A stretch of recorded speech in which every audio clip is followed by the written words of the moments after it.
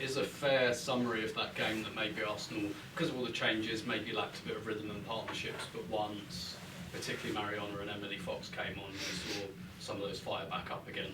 Yeah, no, I agree with you. Similar to our game against Crystal Palace last Sunday, obviously new players on the pitch today. Even though they train with each other every week or every day, it's still different to come out and play a competitive game, quarterfinal in the cup. So.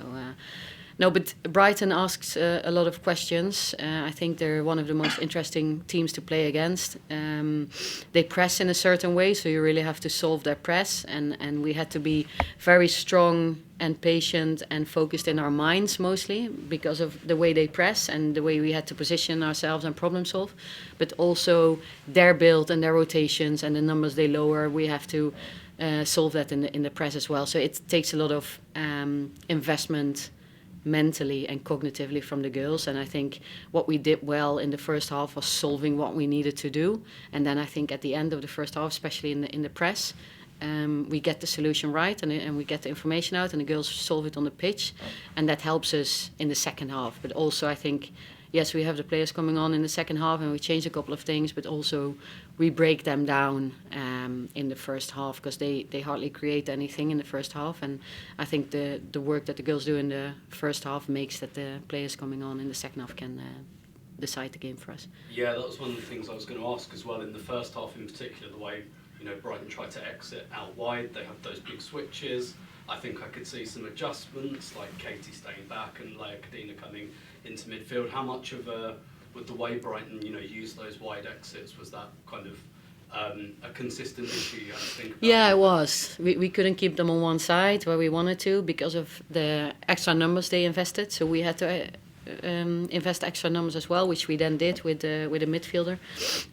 So when we solved that, we could keep them in that space much better than the first, I think it was 30 minutes maybe, where we didn't have that extra player to press, and that's when they could come out and switch on us. And sorry, just a final one quickly. Laura Wienreuter didn't get on the pitch again tonight. Is she still going to be at the club at the end of the January transfer window? At the moment, yes, but we won't comment on anything about the transfer window. Thank you. Thank you. Aisha. Hi Renee, congrats on a big win. Firstly, just wanted to ask you how Leah Walty is. Yeah, it was a precaution. She felt a little something, so we decided to take her off. We knew Kim was fit and she could come on and play, and we had plans on sharing the game between them anyway. So no, just a precaution. And a real statement win in this competition.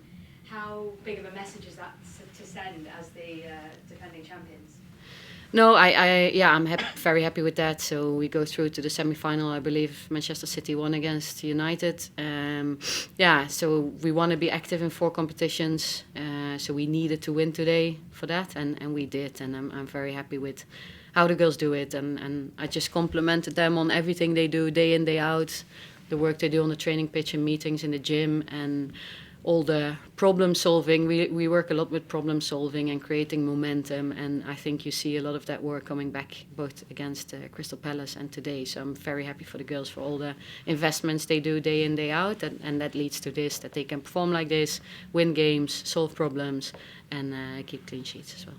And 3 goals in really quick succession there. Is that almost a bit of a game plan to capitalise when maybe the other team are under a bit of pressure in that way? Yeah, it has to do a little bit with what we work on, the momentum shifts, how do you manage momentum shifts in the game and how do you make it shift in your favour. And I think we had very positive momentum after that, already before the 1-0, but especially after the 1-0. So that's when you want to keep on capitalising, and that's what the girls did really well. And finally, you had great support in the away stand tonight. You guys always seem to have amazing support wherever you go. How important are those fans coming out on a very cold Wednesday night and giving you that support?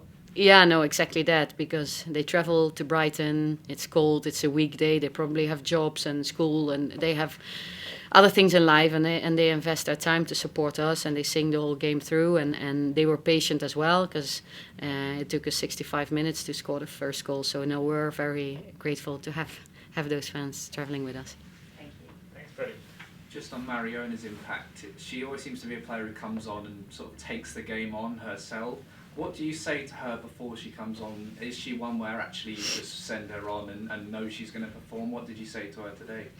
She's a very intelligent player, so she didn't need much information. We just discussed a little bit about spaces in attack and playing to other players' strengths, so how she would use the players around her, and that was basically it. And then the final message is go on, bring the energy, and make the impact, because you're going to make an impact, and that's what she did. So it's just a few key bits, but she's so intelligent. She creates so many good situations on the pitch. And on Kyra's goal, we saw her score one with her left foot in pre-season at Southampton, this one on her right foot.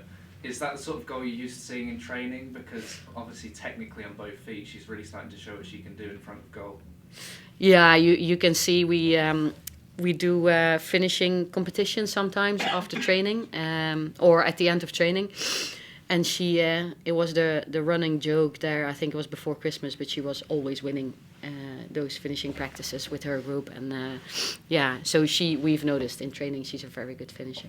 And two perhaps quite similar games, similar oppositions tactically in a way, but then changing it up on the weekend against Chelsea. Obviously a big game tonight and it being a quarter-final, but how important has the last few days been getting these good results, clean sheets as well, before such a big game on the weekend? I think in general, performing well, winning and keeping clean sheets is good for the group, because the players get rewarded for all the work they do, and their motivation levels go even higher because they feel the reward and how fun it is, and they're winning. So yeah, that's very important for us also leading into Sunday, but in general for the rest of the season. And pleased as well with how you've rotated tonight. It's not often, a manager can make so many changes, particularly in defence, and see that success. Yeah, but we are lucky to have this squad. I think obviously Lotte and Laia Codina didn't start against Crystal Palace, but Lotte and Laia are very good defenders, very good centre backs. So we're just in a very lucky position that we have all these players. So anyone who goes onto the pitch, like today we have a couple of other players going onto the pitch, but we trust them to do it because we see them in training every day and we know how good they are. Cheers. Tom, finish up. Hi Renee, Hi. Congratulations on the win. Thank you. I just wanted to quickly ask, you mentioned problem solving being a huge part of your training with the players. So it's been a difficulty for us in the past, like having patience in those games where it's been 0-0 or maybe deserve to go ahead but haven't. How does that problem solving kind of, what does the training look like for the players in terms of?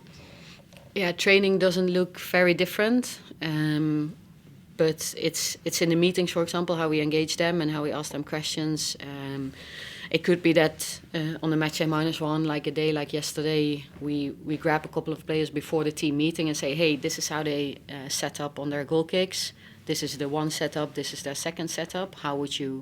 What would you do? What's your thoughts? So that's how we try and activate them and get there, not only because we want their engagement, but also because they have really good ideas.